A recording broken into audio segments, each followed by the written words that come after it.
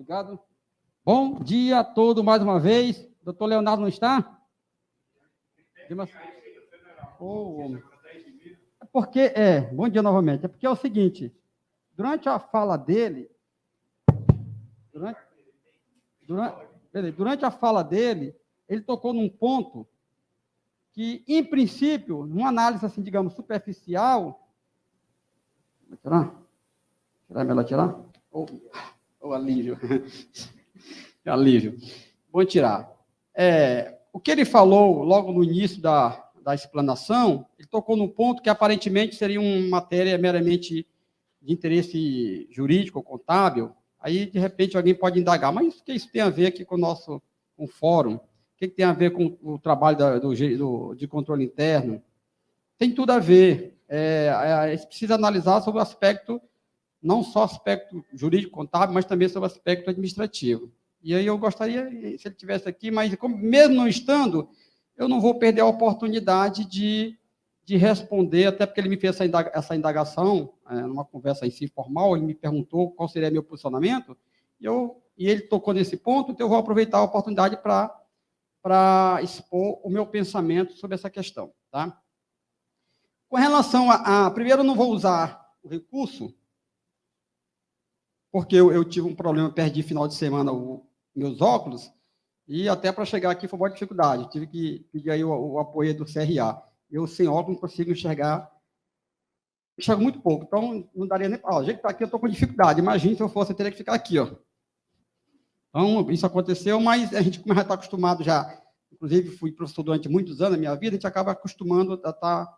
Enfim, a gente tem, graças a Deus, tem uma didática, eu vou tentar ser o mais didático possível, e eu levo em consideração que nós temos aqui um grupo, básico, administradores, um grupo, às vezes são pessoas, tem pessoas que têm formação jurídica também, outros já não têm, outros têm formação contábil. Eu sei que o grupo, apesar de ser administrador, ele sempre encontra um grupo heterogêneo. De modo que isso faz com que quando for expor meu pensamento, eu vou tentar evitar o máximo possível expressões técnico-jurídicas, que pouco contribuem para o administrador. Eu vou evitar termos técnicos, jurídico contábil, tentar falar um pouco mais a linguagem, apesar de não ser administrador, mas falar um pouco mais a linguagem do administrador. A gente tem aí já uns 30 anos de profissão, e isso nos dá uma certa... ajuda muito, né? Pois bem, vamos lá. Primeiro ponto. O tema é controladoria interna na gestão pública. E aí, parece-me que o enfoque, pelo que eu vi hoje, o enfoque é um enfoque mais no âmbito municipal, não é isso? Mas vamos lá. Antes de nós falarmos sobre a controladoria, sobre o tema especificamente, eu vou responder, eu vou tocar naquele ponto que o doutor Leonardo citou no começo, que ele disse assim, olha, nós estamos diante de uma situação que é uma realidade, nós estamos no final do ano, hoje são 25, nós temos aí a menos de 40 dias para encerrar o ano, e temos que resolver uma situação, agora no final do ano, que é o seguinte, a Constituição Federal, lá no artigo 212, de 88, ela diz que, no mínimo, 25% das receitas provenientes de impostos, no mínimo, 25% da receita anual deve ser aplicado na educação. É o que diz lá, resumindo. Aí, depois, incluíram um outro artigo, que ele citou hoje, o artigo 212A. O que diz esse artigo? Olha, daquele montante, ou seja, daquele bolo, daquele fundo, veja bem, nós temos uma receita, um montante de receita proveniente de impostos, e dessa receita tira-se 25% e forma-se um fundo para a educação, não é isso? Artigo 212 da Carta Magna. E aí, esse novo artigo, aí, que foi uma alteração na Constituição já recente, que é o artigo 212A, ele diz o seguinte, daquele montante, daquele bolo do fundo, ele disse aqui agora há pouco, 70% deve ser gasto na remuneração dos professores, e os 30% são as demais despesas. Ele disse assim, então, a despesa já existe, porque já houve o dinheiro já está carimbado. A cada R$100 que entra no cofre do município, proveniente de receita, R$25 são destinados, devem ser destinados à educação. Está lá, né? De cada R$100, R$25 tem que ser destinado à educação. E agora, por força dessa nova emenda constitucional, desses R$ 25, 70% tem que ser gasto com a remuneração dos professores. Mas aí gera um problema. Qual é o problema? É que a lei complementar 173 de 2000, conhecida hoje como lei do Covid, ela impôs algumas restrições. Eu vou tentar falar aqui de uma forma bem simples, bem objetiva. Resumindo, a lei diz o seguinte, essa lei acho que é de março de 2020. Ela diz o seguinte, ela proíbe os entes, a União, os estados, os municípios, de até 31 de dezembro deste ano, proíbe aumento de despesa com o pessoal. Só que ela diz o seguinte, está proibido o quê? Conceder vantagens. Criar cargos, contratar, conceder qualquer vantagem. Aumento de salário. E aí ele disse, nós estamos diante de uma lei complementar, que é a lei do Covid, lei complementar 173, que é a lei federal, que coloca essa proibição até o final do ano, mas estamos diante de uma situação que a Constituição Federal, que é a lei maior, e aí vamos pensar na hierarquia das normas, a lei maior diz que tem que aplicar 70%. Ora, aí ele diz assim, e agora? Nós temos que escolher onde é que vai morrer? Olha a pergunta deles.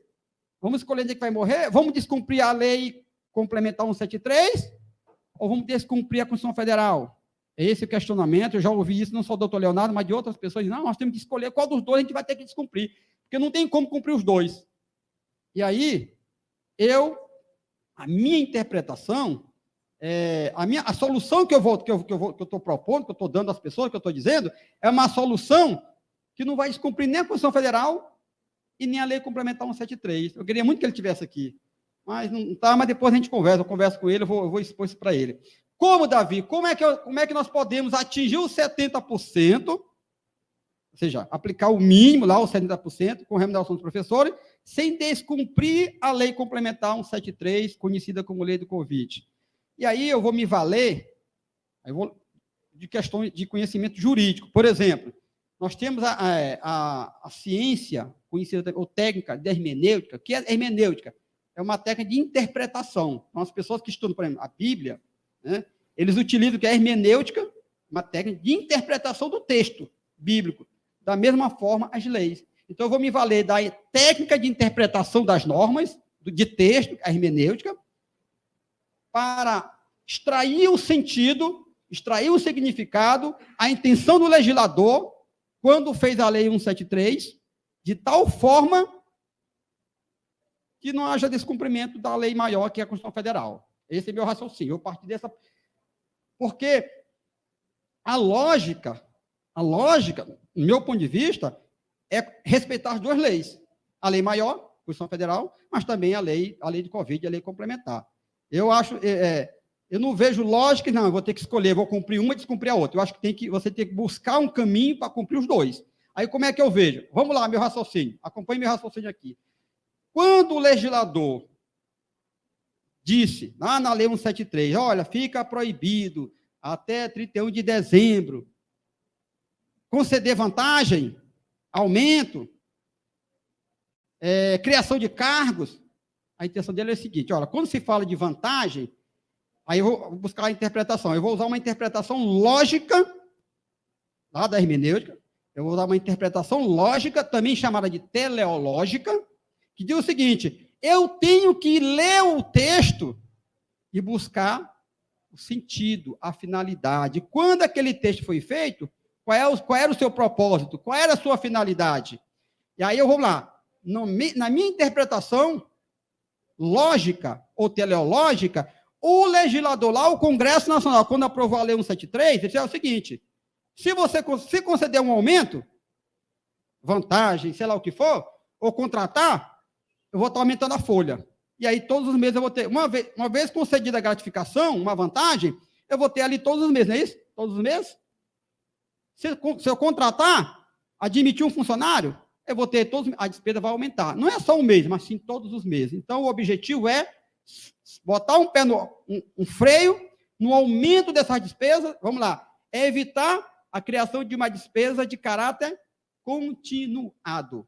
Porque ao conceder uma vantagem, em regra, Ao conceder uma vantagem, gratificação, seja qual for o nome da gratificação, do benefício. Ao conceder uma vantagem, a ideia, aí eu vou me valer também da legislação do direito administrativo, quando fala das vantagens, Estatuto do Servidor Federal, Estatuto do Servidor Municipal, quando você pega lá as vantagens, aquelas vantagens ali são vantagens quando você incorpora no salário do cidadão, ou melhor, no contra-cheque dele ou na folha, é uma vantagem que passa a ser concedida todos os meses, inclusive no 10º.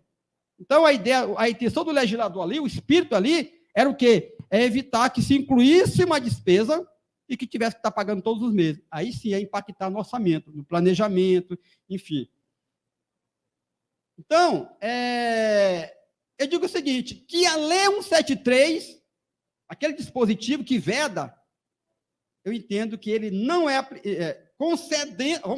concedendo agora em dezembro um abono para os professores, de tal forma, com a finalidade de atingir o mínimo constitucional, eu entendo que não viola, que não fere a Lei 173. Por quê? Porque vai ser concedido só uma vez em dezembro, exatamente para atender um dispositivo condicional. Não é implantar o benefício e todo mês ficar pagando.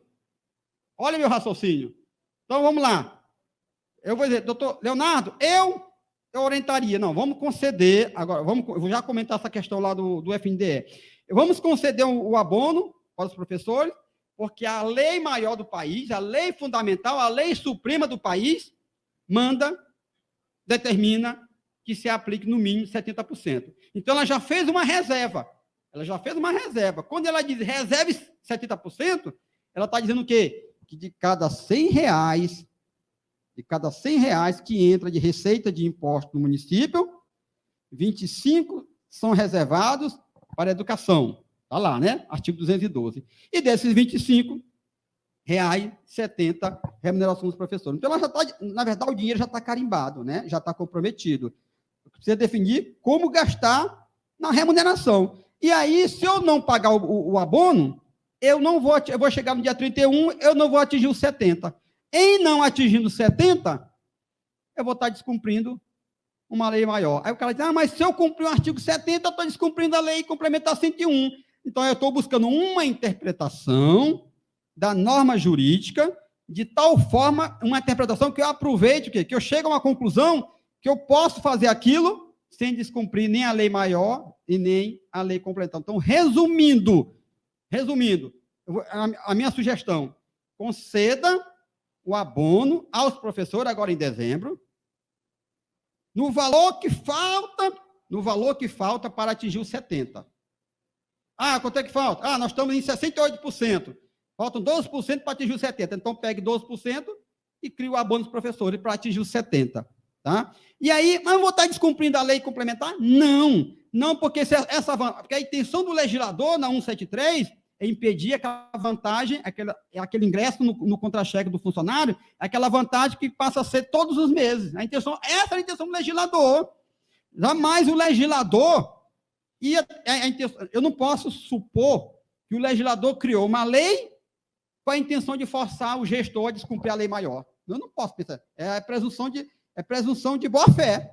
Né? Eu tenho que partir da presunção de que, ao fazer a lei complementar, 173, diz, olha, você não pode aumentar até o dia 31 de dezembro. É pôr um freio, mas sem passar por cima de nenhuma lei, muito menos da lei maior, que é a lei fundamental, que é a lei constitucional federal. Então, a saída é essa. Conceder o abono aos professores. O PCU está quanto? O município já está em 69%. Falta 1% para atingir os 70%. Então, quanto é que dá? Dá tantos R$1.000. Então, pega esse valor, transforma em abono, esse 1%, e concede em dezembro aos professores. Agora, como que eu vou explicar? Concede esse 1% em forma de abono, que ele só recebe em dezembro.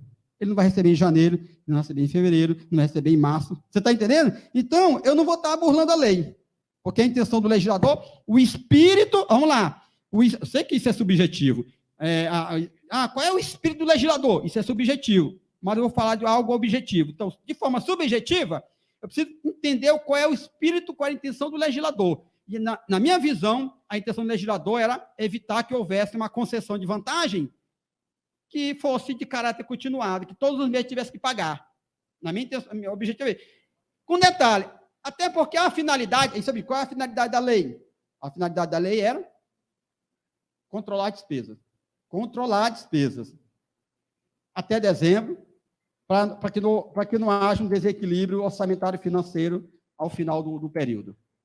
Então, agora, mas o FNDE está dizendo que não pode. Aí eu vou uma questão jurídica. Para mim, é invasão de competência. Aí o doutor Leonardo colocou muito bem isso. Cabe a cada município, cada ente, o Brasil, ele é dividido em... Nós temos a Constituição Federal, ela criou, nós temos o ente federal, a União, com suas competências, com sua responsabilidade. Nós temos também os estados, as unidades federadas, nós temos o município, cada um dentro da sua área de competência. Existe uma repartição de competência muito bem definida, muito bem delineada na Constituição Federal. Então, as competências estão lá definidas.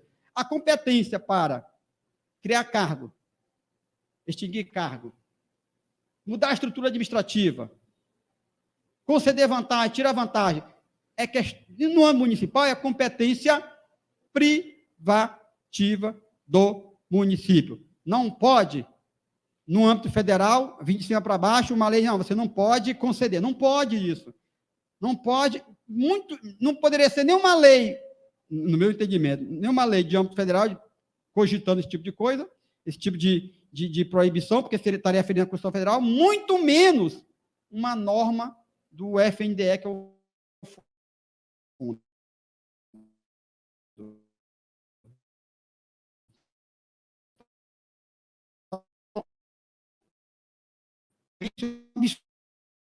Absurdo fazer uma lei, o prefeito faz um projeto de lei, porque a iniciativa tem que ser privativa dele, ele encaminha para a Câmara e diz, olha, vereador, em outras palavras, grosso modo, o prefeito manda para a Câmara um projeto de lei, diz, olha, vereador, eu estou criando um abono para pagamento dos professores no mês de dezembro, porque nós precisamos cumprir, o município precisa cumprir os 70%.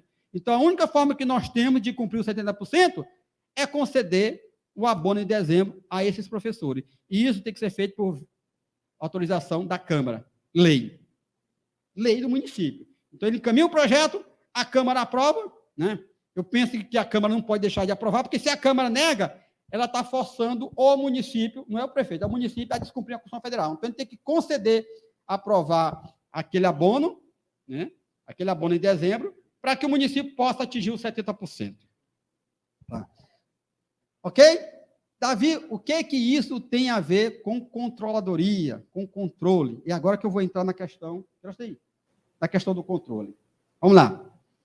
Aí vocês vão entender que esse trabalho aí, ele passa necessariamente pelo controle interno. O controle interno precisa estar atento para essa questão. Essa questão a questão jurídica nem tanto, né? Claro, como fazer isso juridicamente, não. Mas o controle interno precisa estar atento para essa questão de, olha, alerta, prefeito, nós não atingimos ainda os 70%, nós estamos em 69%. Aí, o controle interno, como é que a gente faz? Aí tem que consultar o setor jurídico. Agora que nós precisamos buscar uma saída legal para atingir os 70%. É indiscutível. Isso é trabalho do controle interno, tem que ter a participação do controle interno. Tá bem, mas o que é esse controle interno? Fala-se muito em sistema de controle interno, fala-se apenas controle interno, fala-se em controladoria. Então, preste bem atenção aqui. Nós temos a palavra controladoria, que é o tema da controladoria. Nós temos a expressão controle interno e temos também sistema de controle interno. 3 coisas. Vamos lá. Para falar de controle, meu ponto de partida, você sabe o que, gente? Vocês conhecem muito mais do que eu, rapidamente, teoria clássica da administração. Fayol, não é isso? Início do século XX, em que ele lançou, não é isso? 1916, salvo engano, né? 1916, em que ele trata lá, ele cita as funções administrativas. Eu não vou falar de todas, até porque isso aí é matéria para vocês, sabe? Isso aí é ensinar a missa para vigário, né? Não vou falar disso, não. Porque eu não vou falar missa para vigário, né? Então, o que acontece? Tem lá as funções administrativas, mas ele cita uma delas, controle. Vocês lembram bem disso. Controle. Então, o controle, é preciso ver o controle sobre vários aspectos. Nós temos que ver sobre o aspecto do ponto de vista na gestão pública. O controle O controle na visão privada ou empresarial é diferente do controle, aí eu vou explicar, do controle visto na gestão pública. Por quê? Porque controle, gente, lamentavelmente, a gente sabe, eu estou aí nessa área há 30 anos, lamentavelmente, os nossos políticos, nossos governantes, eu estou falando, não generalizando, mas de modo geral, eles não dão o devido valor ao controle interno na administração pública. Eles não dão o devido valor. Muitos só mantêm o controle interno porque é uma exigência constitucional. Se assim, chegasse amanhã, fizesse uma alteração na Constituição Federal, não tem mais obrigatório controle interno. Muita gente não teria controle interno. Então, você vê que a visão é diferente da visão empresarial, que o controle interno, deixando de lado a questão, a exigência legal, ou melhor, constitucional, o controle interno é indispensável para qualquer organização. Indispensável. Né? Porque o controle interno é um aliado, o controle interno, aí eu estou falando de uma maneira bem geral, não importa se é o controle interno, ele é um grande aliado do gestor. Ajuda na tomada de decisões, porque ele mostra o que foi planejado, como foi a execução e o que se alcançou, quais foram os objetivos que foram planejados, foram as metas que foram fixadas, o que foi atingido, por que não atingiu, mostra os erros, mostra as falhas, dá sugestões, dá recomendações, então ele dá um direcionamento. Ele serve como o controle interno, ele serve como um termômetro. Ele serve como um termômetro, o controle interno. Então, ele vai ajudar na tomada, ele é um grande aliado do gestor na tomada de decisões. Mas, lamentavelmente, infelizmente, não é assim que pensam a maioria dos nossos governantes. Mas vamos levar para a questão do controle interno, gestão pública. O marco inicial do controle interno. Davi, controle. Aí eu vou levar agora para o enfoque público. Controle, Davi, controle, do ponto de vista lá do setor público, é sinônimo, controlar é fiscalizar. É isso? É a visão que se tem. Controlar é fiscalizar. Fiscalizar o quê? O porquê fiscalizar? Como fiscalizar? Quem fiscalizar? Aí é o controle. Aí vamos lá. O controle, no setor público, nós temos dois. Controle gênero, com duas espécies. Controle interno, controle externo. Então, esse adjetivo, vamos lá, gente, controle, gênero, e aí eu tenho duas espécies, interno e externo. O externo eu vou deixar de lá, o tempo está bem curto, não permite a gente conversar, mas vou rapidamente. O controle externo, então esse adjetivo externo, o controle externo, ele é da alçada dos tribunais de contas e do Poder Legislativo. A gente vai encerrar porque é um assunto extenso, não dá. O tempo, infelizmente, não permite. O controle interno, aí sim, o controle interno, esse sim interessa a nós todos. Eu digo a nós todos, eu não sou administrador, mas eu gostaria de ser administrador. Até o doutor Leonardo, por que eu não faço administração? Ainda tem tempo. A minha mulher não deixa, o menino não deixa, tem que cuidar de menino, de mulher, enfim. Mas eu gosto de administração. O controle interno, no setor público, ele tem um marco inicial. Qual é o marco? 17 de março de 1964, quando o Congresso Nacional aprovou a Lei 4320. A Lei 4.320, que é de 17 de março de 64, essa lei, ela é o marco inicial do controle interno no Brasil. Davi, por que você diz isso? Se você pegar lá no finalzinho, do artigo 76 ao 80, o legislador brasileiro, lá de 64, ele reservou, do artigo 76 ao 80, ele criou um capítulo para falar do controle interno. Aí tem esses artigos, 76, 77, 5 artigos, né? Então, ele destinou 5 artigos na lei para tratar do controle interno. Então, ali foi o marco inicial, 64. Tanto é que ele tem 2 capítulos lá, ele tem controle interno e depois controle externo, ele separa lá. Bem, e lá,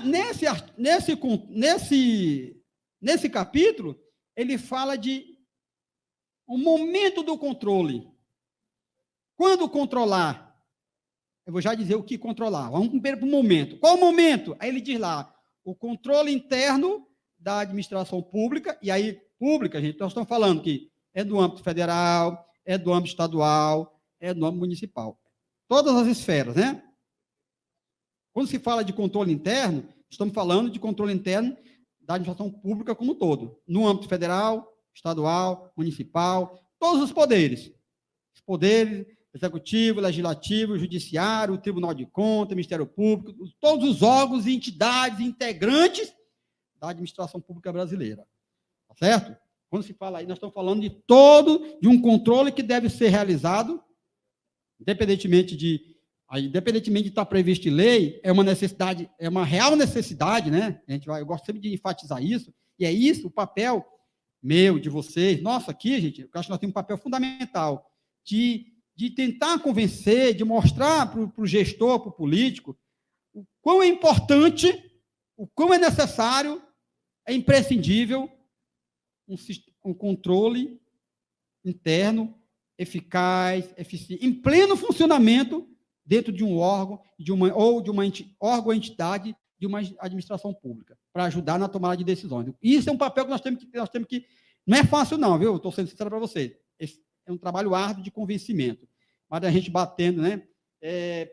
Como é que diz? Água em pedra dura, tanto bate até que fura. A gente tem que bater, a gente tem que conseguir. Hein?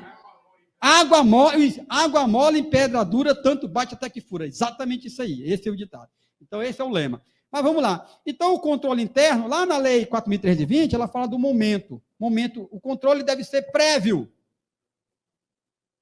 Prévio. A priori. É um controle preventivo.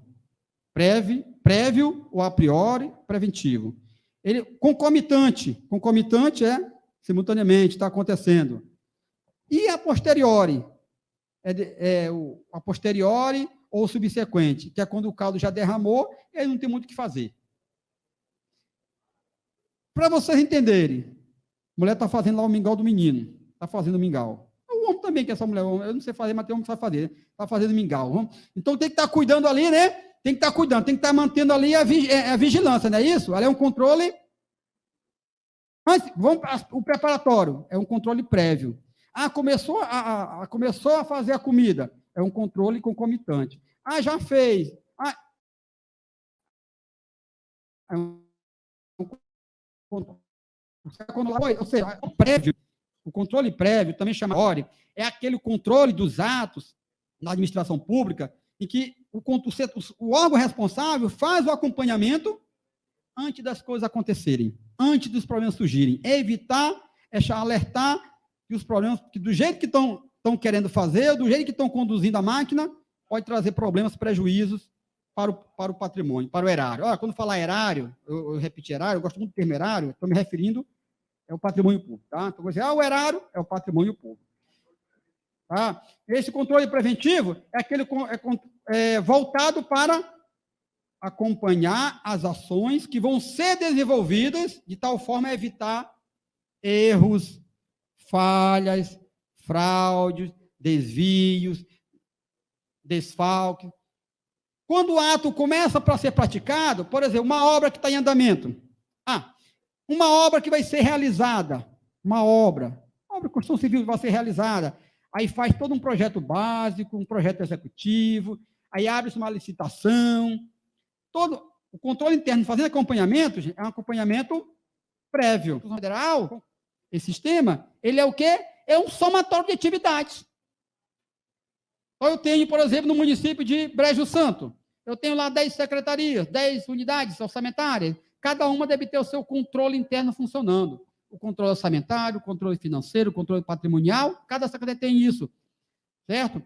Formando um sistema de controle interno do município de Brejo Santo. E esse sistema ele tem que ter um órgão coordenador, um órgão central do sistema de controle interno responsável pela coordenação do trabalho e acompanhamento, para fazer, é como se fosse um time de futebol, é um time de futebol e o treinador. O órgão central, a controladoria, é como se fosse o treinador. A controladoria é como se fosse o treinador. Você tem ali vários jogadores, eu tenho aqui o técnico. Então, a controladoria é o órgão responsável pela coordenação do sistema de controle interno daquele ente. Ok? Vamos lá, eu vou já abrir isso para vocês perguntarem. O que mais? Eu preciso passar para vocês. Depois de 88, veio a lei fiscal, 4 de maio de 2000, lei complementar 101, conhecida popularmente como Lei de Responsabilidade Fiscal. Essa lei, ela traz um artigo que ela cria o relatório de gestão fiscal e ela atribui ao responsável pelo sistema de controle interno, ela atribui a ele uma responsabilidade de assinar juntamente lá com o chefe do poder, por exemplo, o presidente da Câmara, o chefe do Legislativo, ele assina o relatório de gestão fiscal lá da Câmara, juntamente com o responsável pelo controle interno.